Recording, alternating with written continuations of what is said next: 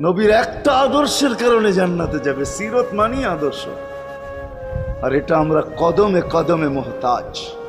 কেননা এই ছোট জীবনটা যদি গ্রহণযোগ্যতা পর্যন্ত পৌঁছাইতে হয় আল্লাহর কাছে, চাই নারী হই, চাই যুবক হই, চাই বৃদ্ধ হই, যেই মানুষই হই না কেন, যেখানেরই হই না কেন, যেই বাসারই হই না কেন, যেই বর্ণেরই হই না কেন, যেই পেশারই হই না কেন, যেই সোসাইটিরই হই না কেন, এই জীবনটাকে যদি গ্রহণযোগ্যতা পর্যন্ত পৌঁছাইতে হয় কার কাছে? দুনিয়াওয়ালাদের কাছে না, মালিকের কাছে, যিনি এক ফোঁটা পানির থেকে অস্তিত্ব দিছেন, যার কাছে আবার আমাদেরকে ফিরা যেতে হবে।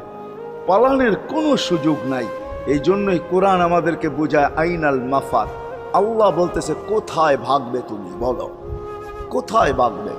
কবির কথাই সত্য, যদিও নাকি পালাও তুমি আকাশেতে লাগিয়ে সিঁড়ি, সিঁড়ি লাগাও যদি আকাশে চলে যাও, তো আল্লাহ বলে তোমার